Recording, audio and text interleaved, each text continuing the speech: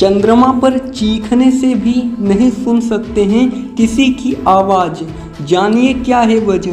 अंतरिक्ष की गहराई में असंख्य राज छिपे हुए हैं जिनके बारे में इंसान की हमेशा उत्सुकता बनी रही है। दुनिया भर के वैज्ञानिक भी अंतरिक्ष के रहस्यों को जानने की कोशिश कर रहे हैं, दूसरे ग्रहों पर लगातार मिशन भेज रहे हैं। हाल ही में भारतीय अंतरिक्ष एजेंसी इसरो ने चांद पर अपना तीसरा मिशन चंद्रयान 3 को लॉन्च किया, जो चंद्रमा पर अलग अलग चीज़ों की खोज करेगा। अब तक किए गए दावों के मुताबिक चंद्रमा की मिट्टी में कई तरह के खनिज मौजूद हैं।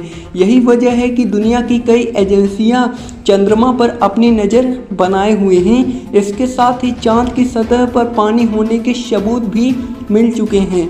वैज्ञानिक तो ये भी मानते हैं कि चांद पर जीवन के सबूत भी मिल सकते हैं, लेकिन वायुमंडल की कमी के चलते यहाँ जीवन की संभावना को स्वीकारना बेईमानी है।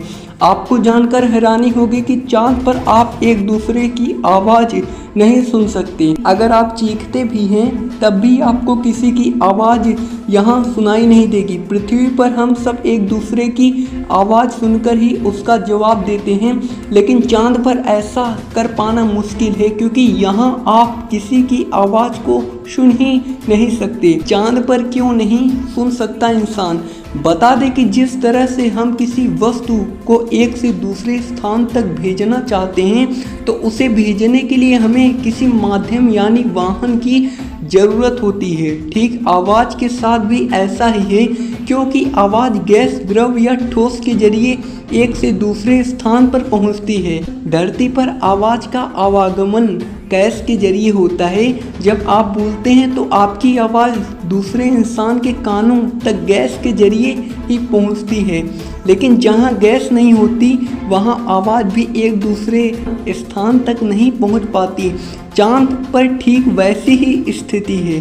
चंद्रमा पर नहीं है कोई वायुमंडल। बता दें कि चांद का कोई वायुमंडल नहीं है, जिसके चलते वहाँ कोई भी गैस नहीं है।